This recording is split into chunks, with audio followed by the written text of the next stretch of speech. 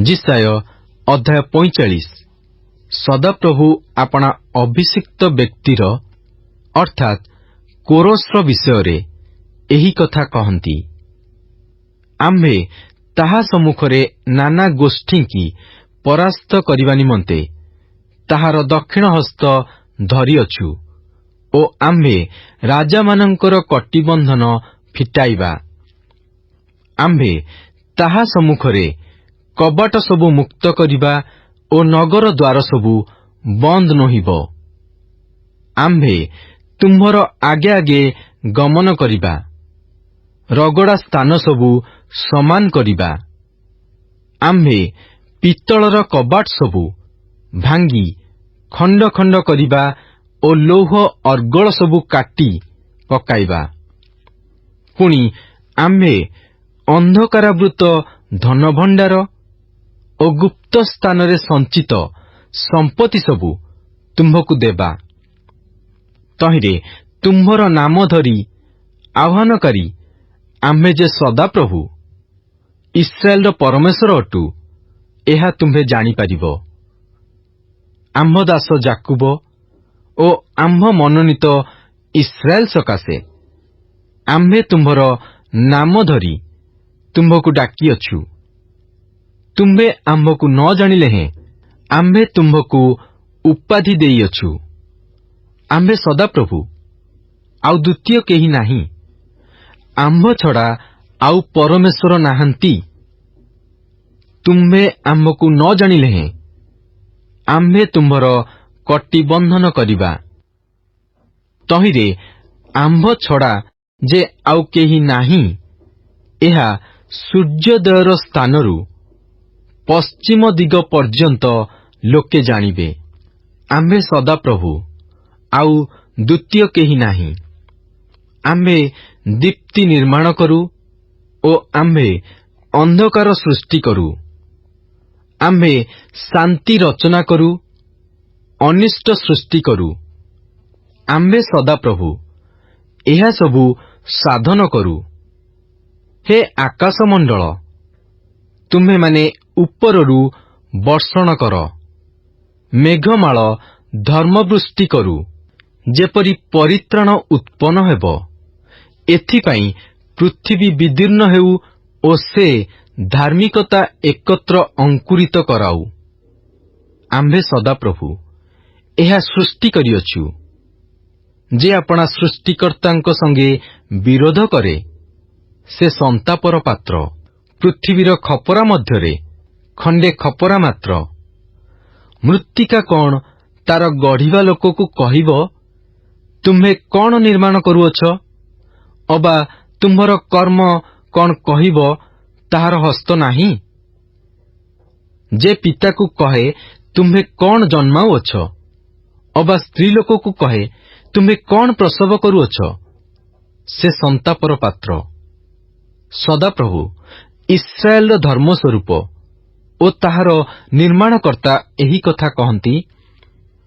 आगामी घटनार विषय आम्भकु पचार। तुम्हे माने आम्भ संतानगणर विषय ओ आम्भ हस्तकृत कर्म विषय आम्भकु आदेश दियो। आम्भे पृथ्वी निर्माण करिअछु ओ तही मध्यरे मनुष्यर सृष्टि करिअछु। आम्भे आम्भर हस्त ही आकाशमंडल विस्तीर्ण करिअछि ओ तहिर सकल सैन्य सामंतंकु आम्भे आज्ञा देइअछु। आम्भे धर्मरे ताहाकु उत्पन्न करिअछु ओ आम्भे ताहार सकल पथ सरल करिबा। से आम्भर नगर निर्माण करिब ओ से आम्भर निर्वासित लोकमानंकु छाड़ीदेव। मूल्य निमंते कि अबा पुरस्कार निमंते नुहे, एहा सैन्याधिपति सदाप्रभु कहती। सदाप्रभु एही कथा कहती।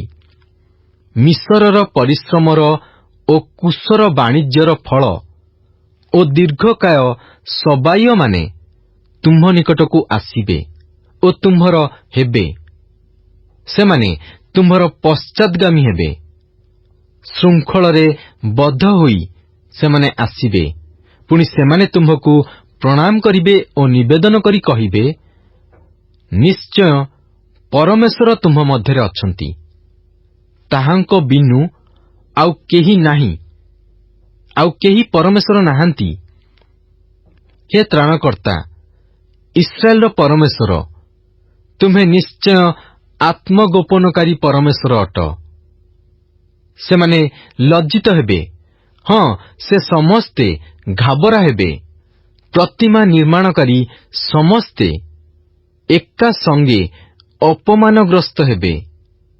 ମାତ୍ର ଇସ୍ରାଏଲ ସଦାପ୍ରଭୁଙ୍କ ଦ୍ୱାରା ଅନନ୍ତକାଳ ସ୍ଥାୟୀ ପରିତ୍ରାଣ ପ୍ରାପ୍ତ ହେବ।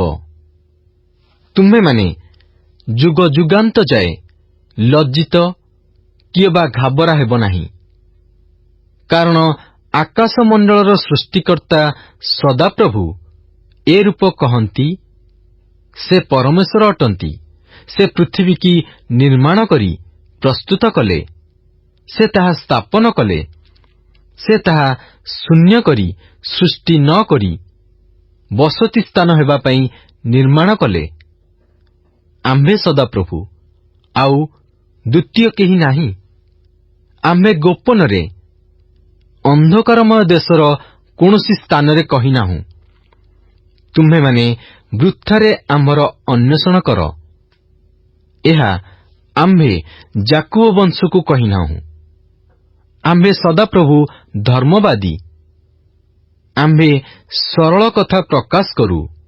ହେ ନାନା ଗୋଷ୍ଠୀ ମଧ୍ୟରୁ ରକ୍ଷାପ୍ରାପ୍ତ ଲୋକମାନେ, ତୁମ୍ଭେମାନେ ଏକତ୍ର ହୋଇ ଆସ, ଏକ ସଙ୍ଗେ ନିକଟକୁ ଆସ। ଯେଉଁମାନେ ଆପଣାମାନଙ୍କ ଖୋଦିତ ପ୍ରତିମାର କାଷ୍ଠ ବହି ବୁଲନ୍ତି ଓ ପରିତ୍ରାଣ କରିବାକୁ ଅସମର୍ଥ ଦେବତା ନିକଟରେ ପ୍ରାର୍ଥନା କରନ୍ତି, ସେମାନଙ୍କର କିଛି ଜ୍ଞାନ ନାହିଁ। ତୁମେମାନେ ପ୍ରକାଶ କର ଓ ତାହା ଉପସ୍ଥିତ କର। ହଁ, ସେମାନେ ପରସ୍ପର ମନ୍ତ୍ରଣା କରନ୍ତୁ। ପୂର୍ବ କାଳରୁ କିଏ ଏହା ଜଣାଇଅଛି? ପୁରାତନ କାଳରୁ କିଏ ଏହା ପ୍ରକାଶ କରିଅଛି? ଆମ୍ଭେ ସଦାପ୍ରଭୁ କି ଏହା କରିନାହୁଁ? ଆମ୍ଭ ଛଡ଼ା ଅନ୍ୟ ପରମେଶ୍ୱର ନାହିଁ। ଆମ୍ଭେ ଧର୍ମଶୀଳ ପରମେଶ୍ୱର ଓ ତ୍ରାଣକର୍ତ୍ତା, ଆମ୍ଭ ଛଡ଼ା ଆଉ କେହି ନାହିଁ। ହେ ପୃଥିବୀର ପ୍ରାନ୍ତସ୍ଥ ସମସ୍ତେ, ତୁମ୍ଭେମାନେ ଆମ୍ଭ ପ୍ରତି ଅନାଇ ପରିତ୍ରାଣ ପ୍ରାପ୍ତ ହୁଅ। କାରଣ ଆମ୍ଭେ ପରମେଶ୍ୱର, ଆମ୍ଭ ଛଡ଼ା ଦ୍ୱିତୀୟ ନାହିଁ। ଆମ୍ଭେ ଆପଣା ନାମ ନେଇ ଶପଥ କରିଅଛୁ ଓ ଧର୍ମମୟ ବାକ୍ୟ ଆମ୍ଭ ମୁଖରୁ ନିର୍ଗତ ହୋଇଅଛି, ତାହା ଅନ୍ୟଥା ନୁହିବ। ଆମ୍ଭ ଛାମୁରେ ପ୍ରତ୍ୟେକ ଆଣ୍ଠୁ ନତ ହେବ, ପ୍ରତ୍ୟେକ ଜିହ୍ୱା ଶପଥ କରିବ। ଲୋକେ ଆମ୍ଭ ଉଦ୍ଦେଶ୍ୟରେ କହିବେ, କେବଳ ସଦାପ୍ରଭୁଙ୍କଠାରେ ଧାର୍ମିକତା ଓ ଶକ୍ତି ଅଛି। ତାହାଙ୍କ ନିକଟକୁ ଲୋକମାନେ ଆସିବେ, ପୁଣି ଯେଉଁମାନେ ତାହାଙ୍କ ପ୍ରତି ବିରକ୍ତ ହୋଇଥିଲେ, ସେ ସମସ୍ତେ ଲଜ୍ଜିତ ହେବେ। ଇସ୍ରାଏଲର ସମୁଦାୟ ବଂଶ ସଦାପ୍ରଭୁରେ ଧାର୍ମିକୀକୃତ ହେବେ ଓ ଦର୍ପ କରିବେ। ଯିଶାୟ ଅଧ୍ୟାୟ 46।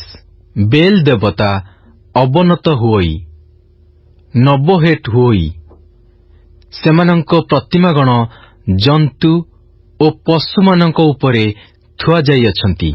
ଯେଉଁ ଦ୍ରବ୍ୟମାନ ତୁମ୍ଭେମାନେ ବହି କରି ବୁଲିଲ, ତାହା ବୋଝ ହୋଇଅଛି, କ୍ଳାନ୍ତ ପଶୁ ପ୍ରତି ଭାର ହୋଇଅଛି। ସେମାନେ ହେଟ୍ ହୁଅନ୍ତି, ସେମାନେ ଏକତ୍ର ନତ ହୁଅନ୍ତି। ସେମାନେ ଭାର ରକ୍ଷା କରିପାରିଲେ ନାହିଁ, ମାତ୍ର ଆପେ ବନ୍ଦୀ ହୋଇଯାଇଅଛନ୍ତି। ହେ ଯାକୁବ ବଂଶ, ହେ ଇସ୍ରାଏଲ ବଂଶର ଅବଶିଷ୍ଟାଂଶ ସମସ୍ତେ, ଆମ୍ଭର କଥା ଶୁଣ। ତୁମ୍ଭେମାନେ ଉଦର ସ୍ଥାୟୀ ହେବାଠାରୁ ଆମ୍ଭ ଦ୍ୱାରା ବହାଯାଇଅଛ। ତୁମ୍ଭେମାନେ ଗର୍ଭରୁ ବହାଯାଇଅଛ, ପୁଣି ଆମ୍ଭେ ତୁମ୍ଭମାନଙ୍କର ବୃଦ୍ଧାବସ୍ଥା ପର୍ଯ୍ୟନ୍ତ ସେହି ଅଟୁ ଓ ପକ୍ୱକେଶ ପର୍ଯ୍ୟନ୍ତ ହିଁ ଆମ୍ଭେ ତୁମ୍ଭମାନଙ୍କୁ ବହିବା। ଆମ୍ଭେ ନିର୍ମାଣ କରିଅଛୁ ଓ ଆମ୍ଭେ ବହିବା। ହଁ, ଆମ୍ଭେ ବହିବା ଓ ଉଦ୍ଧାର କରିବା। ତୁମ୍ଭେମାନେ ଆମ୍ଭକୁ କାହାର ସଦୃଶ ଓ ସମାନ କରିବ ଓ କାହାର ସଙ୍ଗେ ଆମ୍ଭର ଉପମା ଦେଲେ ଆମ୍ଭେମାନେ ସମାନ ହେବା? ସେମାନେ ତୋଡ଼ାରୁ ସୁନା ଢାଳନ୍ତି ଓ ନିକ୍ତିରେ ରୂପା ତୌଲନ୍ତି। ସେମାନେ ସୁନାରିକି ମୂଲ ଲଗାନ୍ତି ଓ ସେ ଗୋଟିଏ ଦେବତା ନିର୍ମାଣ କରେ। ସେମାନେ ଦଣ୍ଡବତ୍ କରି ପୂଜା କରନ୍ତି। ସେମାନେ ତାହାକୁ ସ୍କନ୍ଧରେ ବହି ନିଅନ୍ତି ଓ ତାହାକୁ ବହି ତାହାର ସ୍ଥାନରେ ତାହାକୁ ରଖନ୍ତି। ତହିଁରେ ସେ ଛିଡ଼ା ହୁଏ, ସେ ଆପଣା ସ୍ଥାନରୁ ଘୁଞ୍ଚିବ ନାହିଁ। ଆହୁରି କେହି ତାହାକୁ ଡାକିଲେ ହେଁ ସେ ଉତ୍ତର ଦେଇପାରିବ ନାହିଁ, କିଏ ବା ସଙ୍କଟରୁ ଉଦ୍ଧାର କରିପାରିବ ନାହିଁ। ତୁମ୍ଭେମାନେ ଏହା ସ୍ମରଣ କର ଓ ପୁରୁଷତ୍ୱ ପ୍ରକାଶ କର। ହେ ଅଧର୍ମାଚାରୀମାନେ, ମନରେ କର, ପୁରାତନ ବିଷୟ ସବୁ ସ୍ମରଣ କର। କାରଣ ଆମ୍ଭେ ହିଁ ପରମେଶ୍ୱର, ଦ୍ୱିତୀୟ ନାହିଁ। ଆମ୍ଭେ ପରମେଶ୍ୱର, ଆମ୍ଭ ତୁଲ୍ୟ କେହି ନାହିଁ। ଆମ୍ଭେ ଶେଷ ବିଷୟ ଆଦିଠାରୁ ପ୍ରକାଶ କରୁ, ପୁଣି ଯାହା ସାଧିତ ହୋଇନାହିଁ ତାହା ପ୍ରାଚୀନ କାଳରୁ ଜଣାଉ, ଆଉ କହୁ, ଆମ୍ଭର ମନ୍ତ୍ରଣା ସ୍ଥିର ହେବ ଓ ଆମ୍ଭେ ଆପଣାର ସକଳ ମନୋରଥ ସିଦ୍ଧ କରିବା। ଆମ୍ଭେ ପୂର୍ବ ଦିଗରୁ ଉତ୍କର୍ଷ ପକ୍ଷୀକି ଦୂର ଦେଶରୁ ଆମ୍ଭ ମନ୍ତ୍ରଣାର ମନୁଷ୍ୟକୁ ଆହ୍ୱାନ କରୁ। ଆମ୍ଭେ କହିଅଛୁ, ଆଉ ଆମ୍ଭେ ତାହା ସିଦ୍ଧ କରିବା। ଆମ୍ଭେ କଳ୍ପନା କରିଅଛୁ, ଆଉ ଆମ୍ଭେ ତାହା ସଫଳ କରିବା। ହେ ଧର୍ମରୁ ଦୂରବର୍ତ୍ତୀ କଠିନାନ୍ତକରଣ ଲୋକେ, ଆମ୍ଭର କଥା ଶୁଣ। ଆମ୍ଭେ ଆପଣା ଧର୍ମ ନିକଟକୁ ଆଣୁଅଛୁ, ତାହା ଦୂରବର୍ତ୍ତୀ ନୋହିବ ଓ ଆମ୍ଭ ପରିତ୍ରାଣର ବିଳମ୍ବ ନୋହିବ। ଆମ୍ଭର ଗୌରବ ସ୍ୱରୂପ ଇସ୍ରାଏଲର ନିମନ୍ତେ ଆମ୍ଭେ ସିଓନରେ ପରିତ୍ରାଣ ସ୍ଥାପନ କରିବା। ଯିଶାୟ ଅଧ୍ୟାୟ 47। ଆଗ ବାବିଲର ଅନୁଢା କନ୍ୟା, ତୁମ୍ଭେ ଓହ୍ଲାଇ ଧୂଳିରେ ବସ। ଆଗ କଲ୍ଦିୟର କନ୍ୟା, ସିଂହାସନ ବିନା ଭୂମିରେ ବସ। କାରଣ ତୁମ୍ଭେ ଆଉ କୋମଳା ଓ ସୁକୁମାରୀ ବୋଲି ଖ୍ୟାତା ନୋହିବ। ଚକି ନେଇ ଶସ୍ୟ ପେଶ, ତୁମ୍ଭର ଓଢ଼ଣୀ କାଢ଼, ଜାମା କାଢ଼ି ପକାଅ, ପାଦ ଅନାବୃତ କର, ନଦ ନଦୀରେ ଚାଲିକରି ଯାଅ। ତୁମ୍ଭର ଉଲ୍ଲଙ୍ଗତା ପ୍ରକାଶିତ ହେବ। ହଁ, ତୁମ୍ଭର ଲଜ୍ଜାର ବିଷୟ ଦୃଶ୍ୟ ହେବ। ଆମ୍ଭେ ପରିଶୋଧ ନେବା, ପୁଣି କାହାରି ଅନୁରୋଧ ମାନିବା ନାହିଁ। ଆମ୍ଭମାନଙ୍କର ମୁକ୍ତିଦାତା, ଇସ୍ରାଏଲର ଧର୍ମସ୍ୱରୂପ, ସୈନ୍ୟାଧିପତି ସଦାପ୍ରଭୁ ତାହାଙ୍କର ନାମ। ଆଗ କଲ୍ଦିୟମାନଙ୍କର କନ୍ୟା, ତୁମ୍ଭେ ଅନ୍ଧାରକୁ ଯାଇ ତୁନି ହୋଇ ବସ। କାରଣ ରାଜ୍ୟସମୂହର କର୍ତ୍ତୃତ୍ୱକାରିଣୀ ବୋଲି ତୁମ୍ଭେ ଆଉ ଖ୍ୟାତା ନୋହିବ। ଆମ୍ଭେ ଆପଣା ଲୋକମାନଙ୍କ ପ୍ରତି କ୍ରୁଦ୍ଧ ହୋଇ ଆପଣା ଅଧିକାର ଅପବିତ୍ର କଲୁ ଓ ତୁମ୍ଭ ହସ୍ତରେ ସେମାନଙ୍କୁ ସମର୍ପଣ କଲୁ। ତୁମ୍ଭେ ସେମାନଙ୍କ ପ୍ରତି କିଛି ଦୟା ପ୍ରକାଶ କଲ ନାହିଁ। ତୁମ୍ଭେ ବୃଦ୍ଧ ଲୋକ ଉପରେ ତୁମ୍ଭର ଜୁଆଳି ବଡ଼ ଭାରି କରି ଥୋଇଲ। ପୁଣି ତୁମ୍ଭେ କହିଲ, ଆମ୍ଭେ ସଦାକାଳ କର୍ତ୍ତୃତ୍ୱକାରିଣୀ ହୋଇ ରହିବା।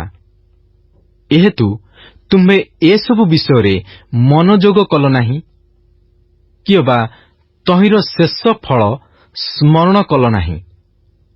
ଏହେତୁ ଗୋ ସୁଖ ଭୋଗିନୀ, ଏବେ ଏହା ଶୁଣ। ତୁମ୍ଭେ ନିର୍ଭୟରେ ବାସ କରି ମନେ ମନେ କହୁଅଛ, ଆମ୍ଭେ ଅଛୁ, ଆମ୍ଭ ଛଡ଼ା ଆଉ କେହି ନାହିଁ। ଆମ୍ଭେ ବିଧବା ପରି ବସିବା ନାହିଁ, କି ଅବା ସନ୍ତାନ ବିରହ ଜାଣିବା ନାହିଁ। ମାତ୍ର ସନ୍ତାନ ବିରହ ଓ ବୈଧବ୍ୟ ଏ ଦୁଇ ଏକ ମୁହୂର୍ତ୍ତରେ, ଏକ ଦିନରେ ତୁମ୍ଭ ପ୍ରତି ଘଟିବ। ତୁମ୍ଭର ଅପାର ଗଣକତା ଓ ଅତି ପ୍ରଚୁର ମାୟାବିତ୍ୱ ଥିଲେ ହେଁ ସେ ଦୁଇ ସମ୍ପୂର୍ଣ୍ଣ ପରିମାଣରେ ତୁମ୍ଭ ପ୍ରତି ଘଟିବ। କାରଣ ତୁମ୍ଭେ ଆପଣା ଦୁଷ୍ଟତାରେ ନିର୍ଭର ରଖିଅଛ। ତୁମ୍ଭେ କହିଅଛ, କେହି ଆମ୍ଭକୁ ଦେଖୁନାହିଁ। ତୁମ୍ଭର ଜ୍ଞାନ ଓ ବିଦ୍ୟା ତୁମ୍ଭକୁ ବିପଥଗାମୀ କରିଅଛି। ପୁଣି ତୁମ୍ଭେ ଆପଣା ମନେ ମନେ କହିଅଛ, ଆମ୍ଭେ ଅଛୁ, ଆମ୍ଭ ଛଡ଼ା ଆଉ କେହି ନାହିଁ। ଏହେତୁ ତୁମ୍ଭ ପ୍ରତି ଦୁର୍ଦ୍ଦଶା ଘଟିବ, ତୁମ୍ଭେ ତହିଁର ଉଦୟ ଜାଣିବ ନାହିଁ। ପୁଣି ତୁମ୍ଭ ଉପରେ ବିପଦ ପଡ଼ିବ, ତୁମ୍ଭେ ତାହା ଦୂର କରିପାରିବ ନାହିଁ। ଆଉ ଯାହା ତୁମ୍ଭେ ଜାଣୁନାହଁ, ଏପରି ବିନାଶ ହଠାତ୍ ତୁମ୍ଭ ଉପରେ ଘଟିବ। ତୁମ୍ଭେ ବାଲ୍ୟରୁ ଆପଣାର ଯେଉଁ ମାୟାବିତ୍ୱ ଓ ଅପାର ଗଣକତାରେ ପରିଶ୍ରମ କରି ଆସିଅଛ, ଏବେ ତାହା ଅବଲମ୍ବନ କର। କେଜାଣି ଅବା ତୁମ୍ଭେ ଉପକାର ପାଇପାରିବ, କେଜାଣି ଅବା ତୁମ୍ଭେ ଜୟଯୁକ୍ତ ହୋଇପାରିବ। ତୁମ୍ଭେ ଆପଣାର ଅପାର ମନ୍ତ୍ରଣାରେ କ୍ଳାନ୍ତ ହୋଇଅଛ। ଏବେ ଜ୍ୟୋତିଷମାନେ, ନକ୍ଷତ୍ରଦର୍ଶୀମାନେ, ମାସିକ ଶୁଭାଶୁଭବାଦୀମାନେ ଛିଡ଼ା ହେଉନ୍ତୁ ଓ ତୁମ୍ଭ ପ୍ରତି ଯାହା ଯାହା ଘଟିବ ତହିଁରୁ ତୁମ୍ଭକୁ ରକ୍ଷା କରନ୍ତୁ। ଦେଖ, ସେମାନେ କୁଟା ପରି ହେବେ, ଅଗ୍ନି ସେମାନଙ୍କୁ ଦଗ୍ଧ କରିବ। ସେମାନେ ଅଗ୍ନିଶିଖାର ବଳରୁ ଆପଣାମାନଙ୍କୁ ଉଦ୍ଧାର କରିପାରିବେ ନାହିଁ। ତାହା ଉଷ୍ମ ହେବା ନିମନ୍ତେ ଜ୍ୱଳନ୍ତ ଅଙ୍ଗାର ଅବା ତହିଁ ସମ୍ମୁଖରେ ବସିବା ନିମନ୍ତେ ଅଗ୍ନି ସ୍ୱରୂପ ନୁହିଁବ। ଯେଉଁ ଯେଉଁ ବିଷୟରେ ତୁମ୍ଭେ ପରିଶ୍ରମ କରିଅଛ, ସେସବୁ ତୁମ୍ଭ ପ୍ରତି ଏ ରୂପ ହେବ।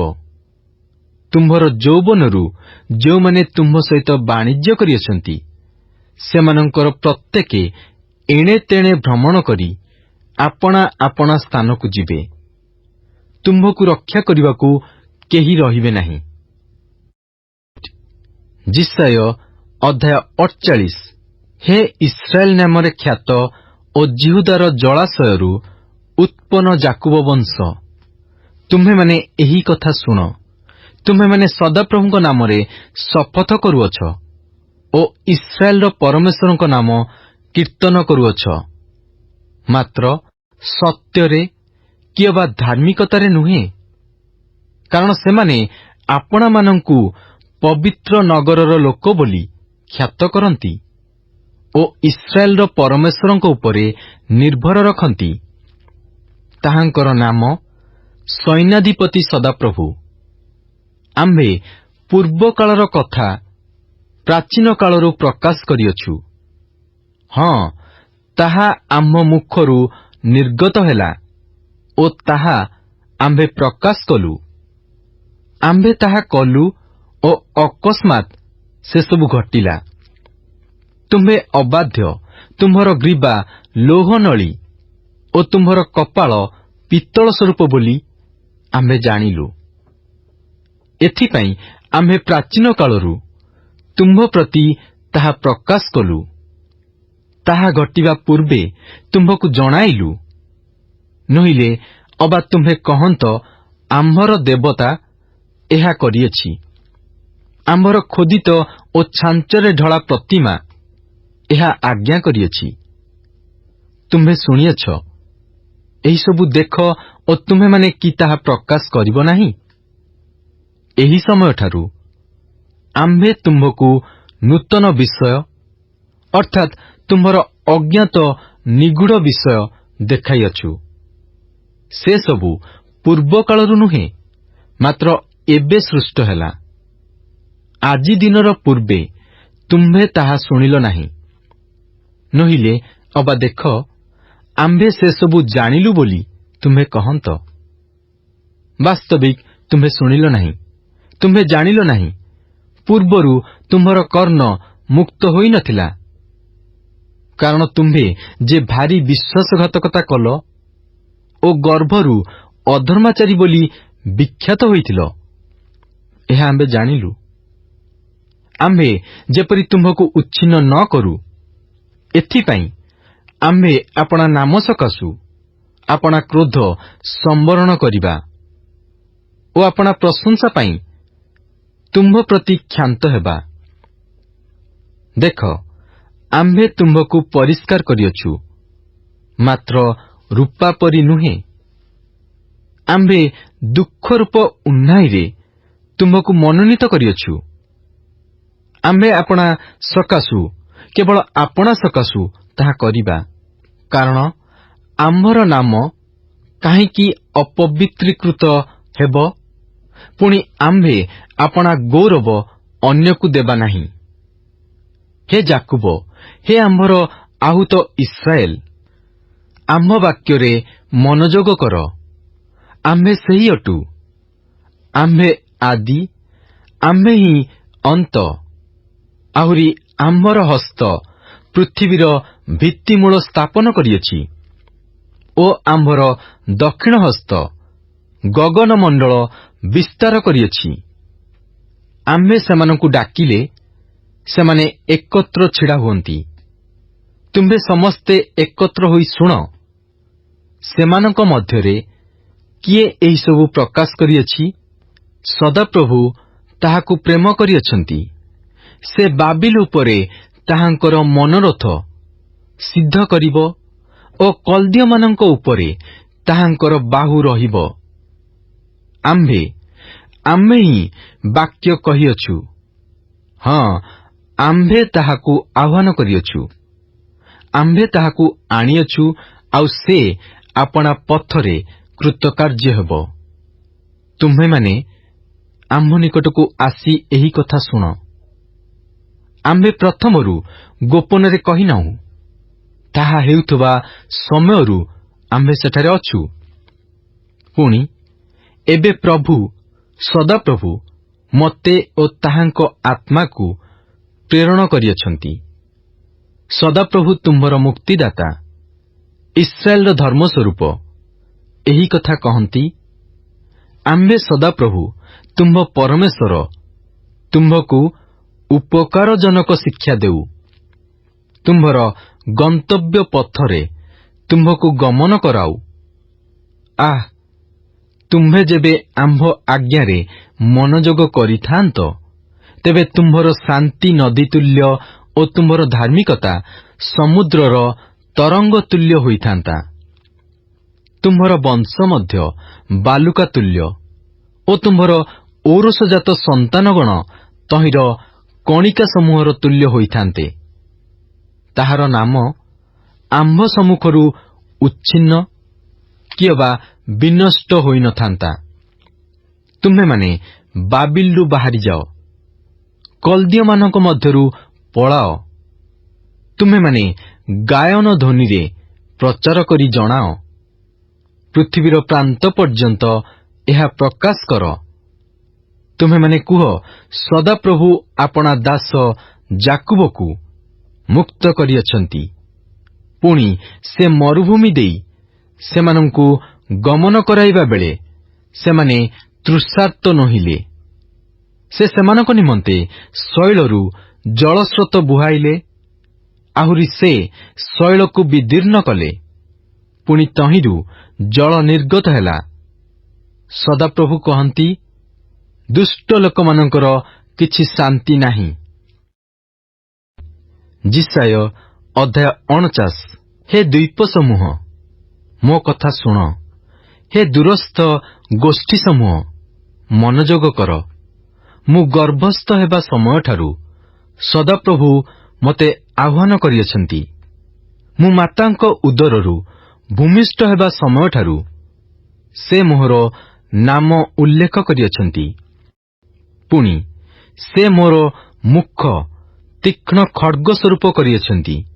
ଆପଣା ହସ୍ତର ଛାୟାରେ ସେ ମୋତେ ଲୁଚାଇଅଛନ୍ତି ଓ ସେ ମୋତେ ଶାଣିତ ତୀର ସ୍ୱରୂପ କରି ଆପଣା ତୁଣରେ ଘୋଡ଼ାଇ ରଖିଅଛନ୍ତି। ପୁଣି ସେ ମୋତେ କହିଲେ, ତୁମ୍ଭେ ଆମ୍ଭର ଦାସ, ତୁମ୍ଭେ ଇସ୍ରାଏଲ, ତୁମ୍ଭ ଦ୍ୱାରା ଆମ୍ଭେ ମହିମାନ୍ୱିତ ହେବା। ମାତ୍ର ମୁଁ କହିଲି, ମୁଁ ବ୍ୟର୍ଥରେ ପରିଶ୍ରମ କରିଅଛି, ମୁଁ ନିରର୍ଥକ ଓ ଅସାରତାରେ ମୋହର ଶକ୍ତି ବ୍ୟୟ କରିଅଛି। ତଥାପି ନିଶ୍ଚୟ ମୋହର ବିଚାର ସଦାପ୍ରଭୁଙ୍କ ନିକଟରେ ଓ ମୋହର କର୍ମର ଫଳ ମୋହର ପରମେଶ୍ୱରଙ୍କଠାରେ ଅଛି। ପୁଣି ମୋତେ ତାହାଙ୍କର ସେବକ ହେବା ପାଇଁ ଓ ଯାକୁବକୁ ତାହାଙ୍କ ନିକଟକୁ ଆଣିବା ପାଇଁ ଓ ଇସ୍ରାଏଲ ତାହାଙ୍କ ନିକଟରେ ସଂଗୃହୀତ ହେବା ପାଇଁ ଯେ ମୋତେ ଗର୍ଭରୁ ନିର୍ମାଣ କଲେ, ସେହି ସଦାପ୍ରଭୁ ଏବେ କହନ୍ତି, କାରଣ ମୁଁ ସଦାପ୍ରଭୁଙ୍କ ଦୃଷ୍ଟିରେ ଆଦରଣୀୟ ଅଟେ ଓ ମୋହର ପରମେଶ୍ୱର ମୋହର ବଳ ସ୍ୱରୂପ ହୋଇଅଛନ୍ତି। ଏଣୁ ସେ କହନ୍ତି, ତୁମ୍ଭେ ଯେ ଯାକୁବର ଗୋଷ୍ଠୀବର୍ଗକୁ ଉତ୍ଥାପନ କରିବା ପାଇଁ ଓ ଇସ୍ରାଏଲର ରକ୍ଷିତ ଲୋକମାନଙ୍କୁ ପୁନର୍ବାର ଆଣିବା ପାଇଁ ଆମ୍ଭର ସେବକ ହେବ, ଏହା ଅତି କ୍ଷୁଦ୍ର ବିଷୟ। ତୁମ୍ଭେ ପୃଥିବୀର ସୀମା ପର୍ଯ୍ୟନ୍ତ ଯେପରି ଆମ୍ଭର କୃତ ପରିତ୍ରାଣ ସ୍ୱରୂପ ହେବ, ଏଥିପାଇଁ ଆମ୍ଭେ ତୁମ୍ଭକୁ ଅନ୍ୟ ଦେଶୀୟମାନଙ୍କର ଦୀପ୍ତି ସ୍ୱରୂପ ମଧ୍ୟ କରିବା, ଯାହାକୁ ମନୁଷ୍ୟ ଅବଜ୍ଞା କରେ, ଯାହାକୁ ଦେଶୀୟ ଲୋକମାନେ ଘୃଣା କରନ୍ତି, ଯେ ଶାସନକର୍ତ୍ତାମାନଙ୍କର ଦାସ, ତାହାକୁ ଇସ୍ରାଏଲର ମୁକ୍ତିଦାତା ଓ ତାହାର ଧର୍ମସ୍ୱରୂପ ସଦାପ୍ରଭୁ ଏହି କଥା କହନ୍ତି।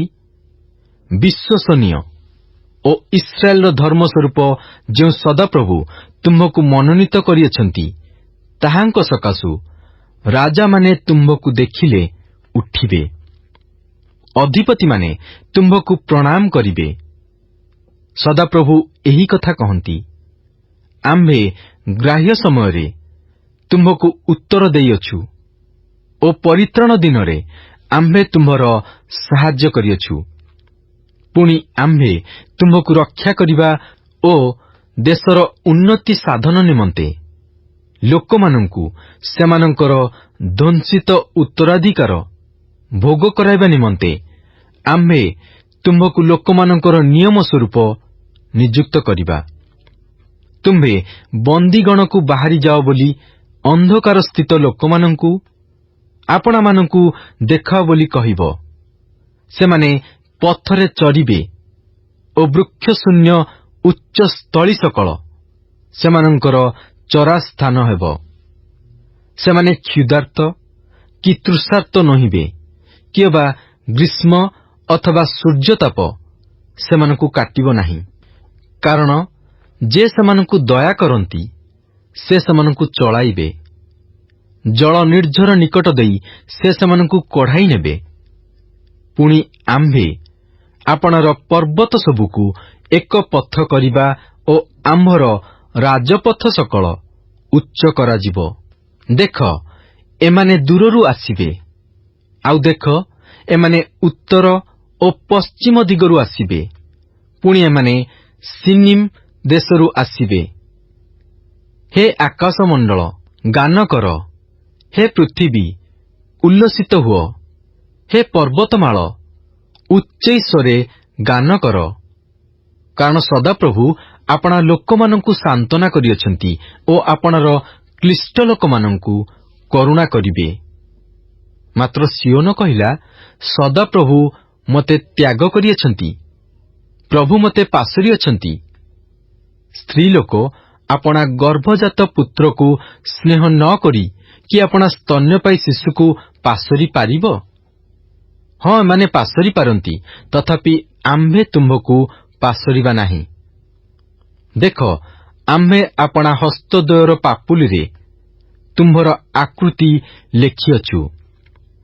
ତୁମ୍ଭର ପ୍ରାଚୀର ସର୍ବଦା ଆମ୍ଭ ସମ୍ମୁଖରେ ଅଛି। ତୁମ୍ଭର ସନ୍ତାନମାନେ ଶୀଘ୍ର ଆସୁଅଛନ୍ତି।